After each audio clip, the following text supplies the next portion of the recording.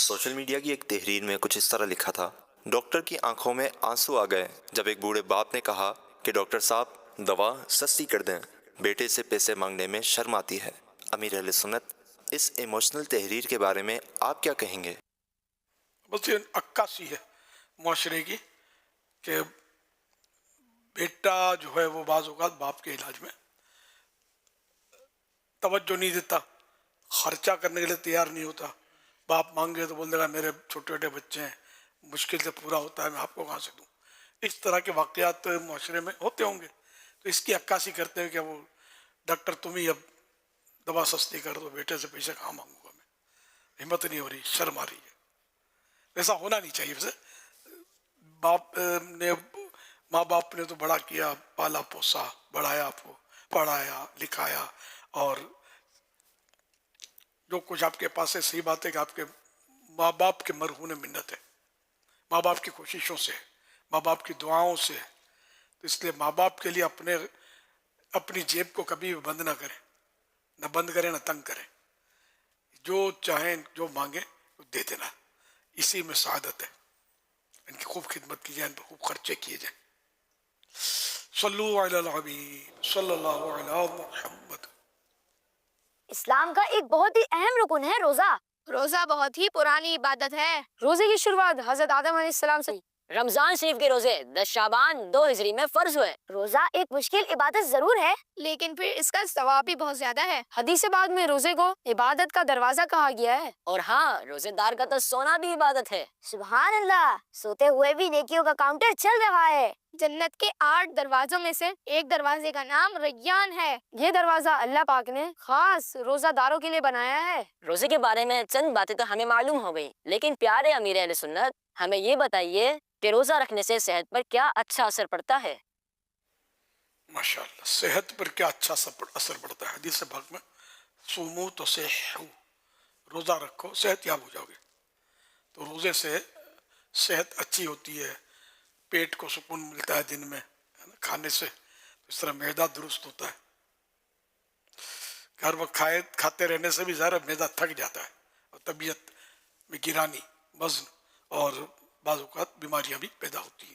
تو یہ رمضان کا روزہ جو ہے یہ ہمارے بدن کو صحت دلاتا ہے۔ اعلیٰ حضرت امام اہل سنت رحمۃ اللہ علیہ فرماتے ہیں کہ ایک بار میرے والد محترم جو وفات پا چکے تھے، حضرت مولانا نقی علی خان رحمۃ اللہ علیہ، خواب میں تشریف لائے اور فرمایا کہ اس رمضان میں تم بیمار ہو جاؤ گے، لیکن روزہ مت چھوڑنا۔ تو اعلیٰ حضرت رحمۃ اللہ علیہ فرماتے ہیں کہ واقعی والد صاحب نے جو خواب میں کہا تھا مجھے ایسا ہی ہوا، میں رمضان شریف میں بیمار ہو گیا، لیکن میں نے کوئی روزہ نہیں چھوڑا، اور میں روزوں کی برکت سے صحت یاب ہو گیا۔ پھر آپ نے یہ حدیث پاک بیان فرمائی، ملفوظات اعلیٰ حضرت میں یہ واقعہ ہے۔ فرمایا کہ اور کیوں نہ ہوتا صحت یاب، کہ پیارے آقا صلی اللہ علیہ وسلم کا فرمان ہے صوموا تصحوا، روزہ رکھو صحت یاب ہو جاؤ گے۔ صلو علی الحبیب صلی اللہ علی محمد۔ امام احمد رضا خان رحمۃ اللہ تعالی علیہ فتاوی رضویہ شریف میں ایک سوال کے جواب میں لکھتے ہیں، درود شریف کی کثرت کرے یہاں تک کہ درود کے رنگ میں رنگ جائے۔ یہ درود کے رنگ میں رنگنا کیا ہے؟ میں مرشدی سے درخواست کرتا ہوں کہ ہماری رہنمائی فرما دیجیے۔ اس کے معنی یہ سمجھ میں آتے ہیں، محاورہ ہے رنگ میں رنگ جائے، یعنی مطلب ہر وقت اٹھتے بیٹھتے چلتے پھرتے اس کے لب پر درود شریف ہو، وہ درود شریف پڑھتا رہے، بات بات درود شریف پڑھتا رہے۔ اور ایسے لوگ بھی ملیں گے آپ کو جو بات بات پہ صلی اللہ علیہ وآلہ وسلم، صلی اللہ علیہ محمد، اللہم صلی علیہ کر کے وہ درود شریف پڑھتے ہوتے ہیں۔ تو یوں مطلب بندہ درود کے رنگ میں رنگ جائے کہ ہر وقت درود شریف پڑھتا رہے۔ صلو علی الحبیب صلی اللہ علی محمد صلی اللہ علیہ وسلم۔ سوشل میڈیا کے ذریعے سوالات کا سلسلہ ہے۔ اقبال اعوان یہ سوال کر رہے ہیں، کہہ رہے ہیں بہت سے لوگ دعا مانگتے ہیں مگر انہیں لگتا ہے کہ ان کی دعائیں قبول نہیں ہو رہی، دعا کی قبولیت کے روحانی اصول کیا ہیں؟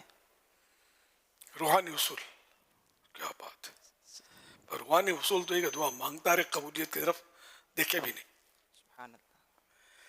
اللہ کے بندو، اللہ پاک خود فرماتا ہے ادعونی استجب لکم، تم مجھ سے دعا کرو میں قبول کروں گا. تو دعا قبول ہی قبول ہے.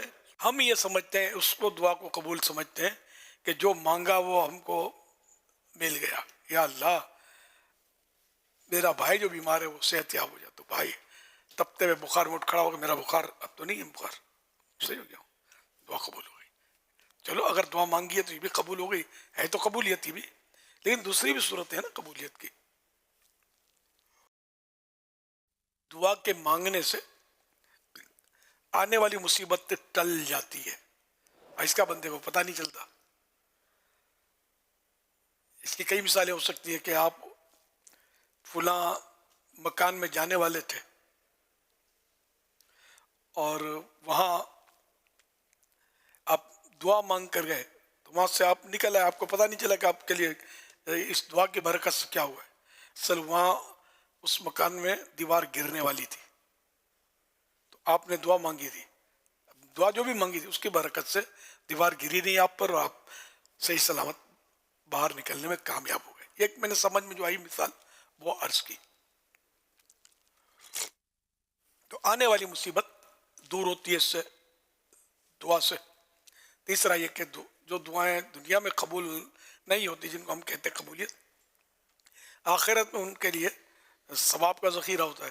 تو جب بندہ اپنی دنیا میں نہ قبول ہونے والی دعاؤں کا ثواب دیکھے گا قیامت میں، تو تمنا کرے گا کہ کاش دنیا میں کوئی بھی دعا قبول نہ ہوتی، سارا یہاں کے لیے میرے لیے ثواب کا ذخیرہ ہو جاتا،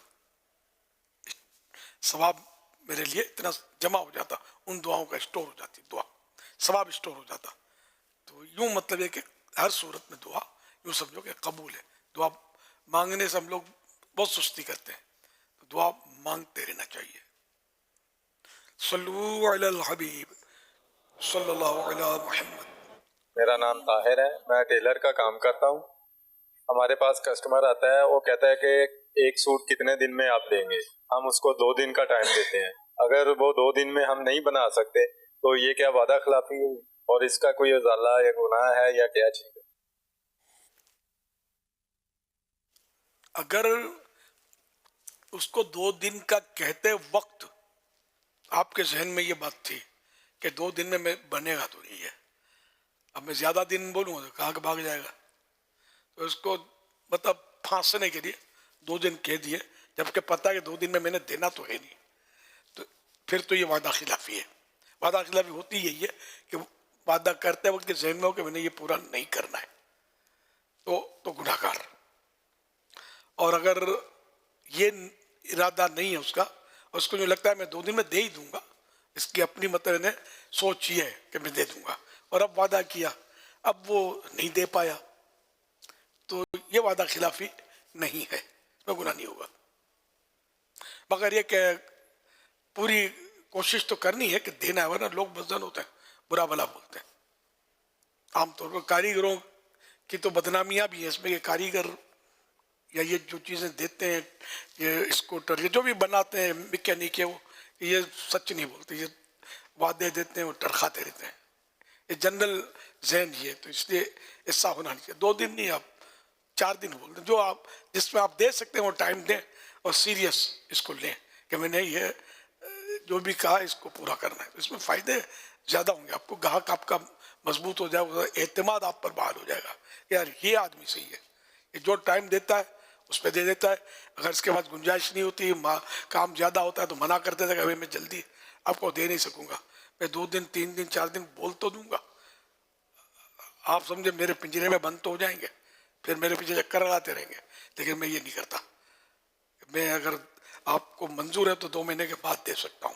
مثال کے طور پہ اتنا کام جمع ہے تو وہ پھر بھلے نہ دے آپ کو، لیکن آپ کا ایک چھاپ پڑے گی کہ یہ آدمی صحیح ہے، دھوکہ نہیں دیتا، صحیح صحیح بات کر دیتا ہے. تو اس طرح بھی آپ کا امیج بحال ہوگا اور آپ کے پاس گاہک بڑھیں گے انشاءاللہ اس کی برکت سے.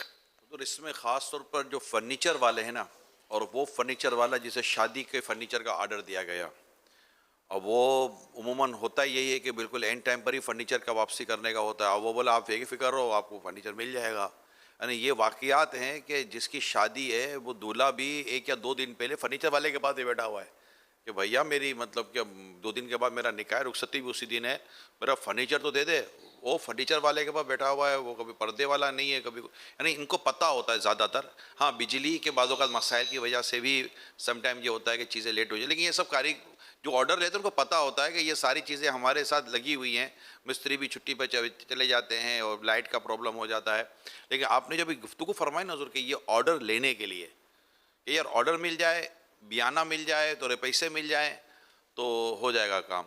تو اس میں یہ گھر بنانے میں بھی یہ صحیح ہوتا ہے، بہت لیٹ کر دیتے ہیں اور وقت پر چیزیں نہیں بن کر دیتی. اللہ کی پناہ، بہت تکلیف ہو جاتی ہے اس کے اندر. ہر کام میں یہ ہے، کیا درزی اور کیا موچی سب دھکے کھلا رہے ہوتے ہیں. پہلے میٹھے میٹھے بن کر آرڈر بک کر لیں گے، بیانہ یا جو بھی ہے، بیانہ نہیں بھی ہو تب بھی وہ کچھ نہ کچھ رکھ ہی لیتے ہیں نا، سامان اس کا رکھ لیں گے. ہاں بھائی میں بنا کے دے دوں گا، کل لے جانا، شام کو لے جانا، ارے یہ ہو گیا، پرسوں لے جانا، ارے وہ ہو گیا، کاریگر چلا گیا تھا، اب اتوار کو دے ہی دوں گا میں آپ کو. یوں بیچاروں چکرے لگاتے رہتے ہیں. تو جو بھی ہے صاحب پہلے بات کر لیں کہ میں کل کا کہہ کر لے تو لوں گا آپ کا آرڈر، لیکن کل دے نہیں سکوں گا، اس لیے میں آپ کو دوں گا اتوار کو. جو پتہ ہے اس کو کہ میں اتوار کو دے سکتا ہوں، تو وہ صحیح سے بتا دے. گاہک رکتا ہے تو ٹھیک ہے، نہ رکے تو بھی ٹھیک ہے، اللہ روزی دینے والا ہے. جھوٹ بول کر، دھوکہ دے کر، اپنے ذمے گناہ لے کر اس طرح کیوں مت روزی کماتے ہیں؟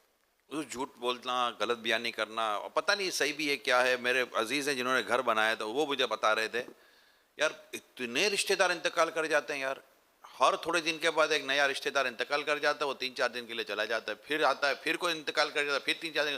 اتنے دور دور کے رشتوں کے نام لیتے ہیں کہ بندہ مطلب کہ سوچے کہ یار ان کے پاس جاتا کون ہوگا. مگر یار چونکہ پیسے لے لیے ہوتے ہیں، ہم بھی بند گئے ہوتے ہیں، سامان پڑا ہوا ہوتا ہے، میری فلاں دور کی وہ ساس کی وہ فلاں جو ہے نا اس کا انتقال ہو گیا، میں جا رہا ہوں، وہ گیا. تو یہ ایسا بھی بیچارے وہ اتنے تنگ آ گئے تھے، ایسے چیز بول گئے، یقین مانے آپ کو میں کیا بتاؤں. تو یہ بھی ہوتا رہتا ہے. اب اس میں کیا سچ کیا جھوٹ اللہ بہتر جانتا ہے، لیکن ہوتا رہتا ہے. اس میں یہ کہا جاتا ہے کہ یہ آتے تو ہماری مرضی سے ہیں لیکن گھر سے باہر پھر اپنی مرضی سے جاتے ہیں. یعنی اتنا بعض اوقات صحیح فرما رہے ہیں. خود میرا اپنا تجربات 4-5 مرتبہ خاص ایک جو ہے وہ کام کرنے والوں سے پڑھا کہ ان کو جب بھی کام دیا تو ان کے گھر میں میتیں ہی ہو جاتی ہیں. تو اس دفعہ مجھے کچھ کام کروانا تھا تو میں نے کہا کہ یار میں کام کرواؤں گا، ایسا نہ ہو کہ گھر میں کچھ اور بھی 1-2 میتیں ہو پوچھ لیا جائے یار آپ کے رشتہ دار کتنے ہیں دنیا میں، اس کے مطابق ہم آپ کو دیں. اور کتنا دور رہتے ہیں، پنجاب میں کتنے رہتے ہیں، KPK کے میں کتنے رہتے ہیں، ملک سے باہر کتنے رہتے ہیں، آنا جانا کتنا ہوگا. واقعی تکلیف تو ہے. اچھا ان کو بھی اندازہ ہوتا ہوگا یار، ان کو کیسے نہیں اندازہ ہوتا ہوگا کہ یار تکلیف نہیں ہوتی ہوگی. گناہ کا کام نہیں کرنا چاہیے. رمضان کا مہینہ ہے، سب سچی توبہ کر لیں. حقوق العباد جہاں جہاں تلف کیے وہ بھی ادا کرنے آئیں گے، ادا کرنے ہوں گے. تو اس طرح توبہ کر کے سمجھو نئی ستھری زندگی اور حلال روزی کمائیں، دھوکہ نہ دیں، سچ سچ بات کر دیں. سچ سچ بات کرنے میں سانچ کو آنچ نہیں ہے. گاہکوں پر آپ کا اچھا اثر پڑے گا، آپ کا امیج بنے گا، لوگوں کا آپ پر اعتماد ہوگا کہ یہ آدمی سے یہ کام تو اسی سے کروانا ہے. 2 دن لیٹ سے، بھلے 2 دن لیٹ تاریخ دے لیکن دی ہوئی تاریخ پر یہ دے دیتا ہے. اس طرح فائدہ ہی ہے انشاءاللہ، دنیا آخرت کا نقصان کوئی نہیں ہے سچ بولنے میں. ادھر نفع کی بات میرے ذہن میں آ رہی ہے، اللہ کرے گا تو امت کو نفع ہوگا. ہمارے یہاں ایک ہوتا ہے کہ تجربے کار آدمی، یعنی کہ ایکسپرٹیز ہوتی ہے، یار اس کو اس کام کا ایکسپیرینس ہے یا نہیں ہے، اس سے کام کراؤ. یہ بالکل اچھی بات ہے. میرا اس میں ایک اور اضافے کا ذہن بنا ہوا ہے، صرف ایکسپیرینس کافی نہیں ہے، سکسیس اسٹوری ضروری ہے. یعنی آیا اس نے جو کام کیا اس کام میں اس کو کامیابی بھی ہے یا نہیں ہے. یعنی ایک شخص کو پلمبر کا کام آتا ہے، ہم کو پتہ آتا ہے، اب اس نے جہاں جہاں پلمبر کے کام کیے نا وہ معلومات لے لیں کہ ان کا پلمبر کے کام کے بعد اس گھر کا حال کیا ہے. آیا وہ 1-2 سال کے اندر پلمبر کا کام سلامت ہے یا پھر ٹائلیں چھت کو مطلب کھدائی کا کام جاری ہے. تو یہ پلمبر ہو، الیکٹریشین ہو، اس طرح کے جو بھی ہوتے ہیں نا، ان سے جب بھی کام لیں، یہ ایک میں آپ کے ساتھ ایک ایکسپیرینس شیئر کر رہا ہوں، تو ان سے کام دینے سے بھی ان کو آپ سے پہلے کہاں کام کیا ہے، تو وہ کہ ہم فلاں جگہ ہم نے کام کیا، تو وہاں کی معلومات لے لیں کہ ان کے کام کے بارے میں ان کا تجربہ کیا ہوا. ورنہ وہ کہہ دیں گے بھائی ہم سے بھولو گے یہ، تم بھول نہ کرنا. تو کیونکہ یہ اچھا یہ صرف گھر نہیں، ایسے 10 کام ہیں کہ آدمی اس پر سوچے. تو ایکسپرٹیز پلس سکسیس اسٹوری، یہ میری درخواست ہے. یہ آپ غور کر لیں گے تو آپ کو زندگی کے کئی شعبوں میں اللہ پاک نے جا تو اس میں آپ کو تکلیف کم سے کم ہوگی.